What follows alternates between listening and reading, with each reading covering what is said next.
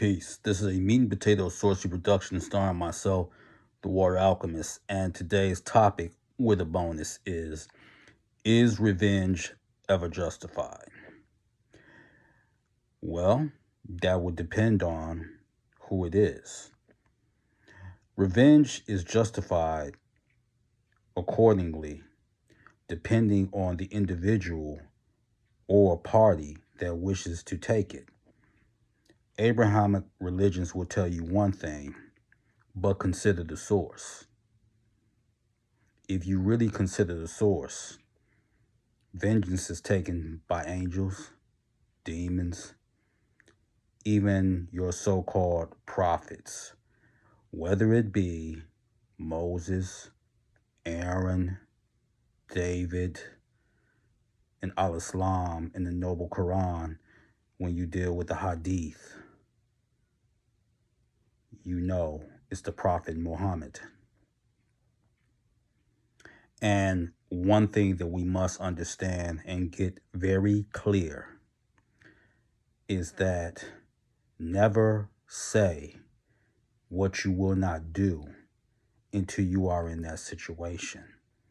Because the universe and the party that you don't see that wants to test you, they want to see your moral compass. So they'll test you. I would never do this. I would never do that. If you pass the test, then fine. But if you don't, what does that make you? Before there was such a thing as a hypocrite, in the Abrahamic religions, it is a Pharisee.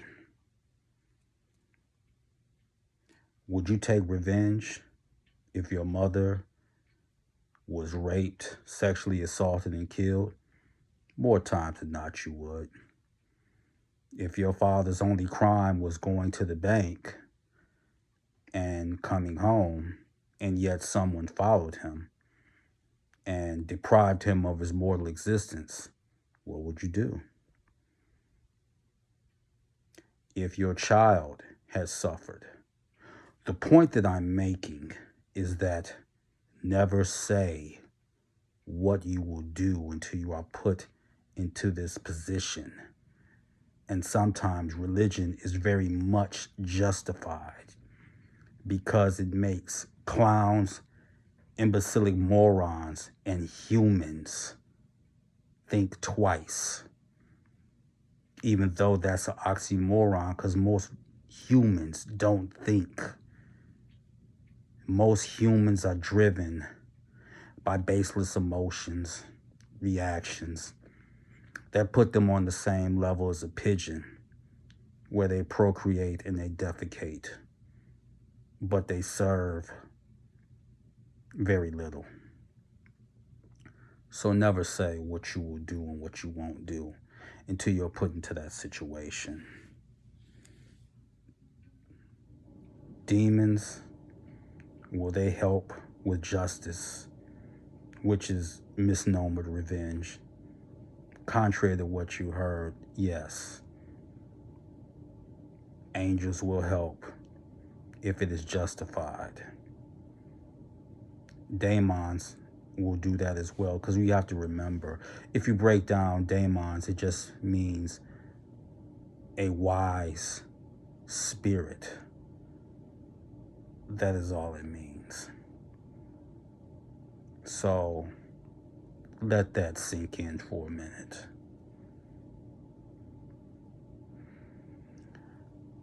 Now, on to the other thing. What is an astral temple? An astral temple is something that you can create where you can store your familiars and practice your magic if you cannot practice it because you're living with a spouse, significant other that expresses their disapproval, or your mother or your father. You can create an astral temple and do your magic. And you can have as many rooms as you want. And do you have to be skilled at the outer body experience? No, you do not. Here is the key. You go within inside yourself, and then you use meditation, and then you go through a path working. Now, here's the other part. You don't need a key, but one is available. You go through the exercise more than once because some people cannot find their key to open up the door. And you must know this. Do not spend too much time in your astral temple, because what will happen is that you will become detached from your so-called third dimensional reality. So yes, an astral temple is where you can perform magic. It can serve as your sanctuary, and you can accomplish many things. And when you work on your astral temple, you also can have weapons magically at your disposal. So go within yourself, for you do not have to be skilled at astral projection to do it. You can listen to certain things that will aid you. The key is meditation. Learning to relax, visualizing your temple in your fortress, and that will aid you. So, with that is your meat and potato sorcery for the day. But let's take it one step further. Darkness and elevation. I am the Water Alchemist. Be water, my friends. Peace.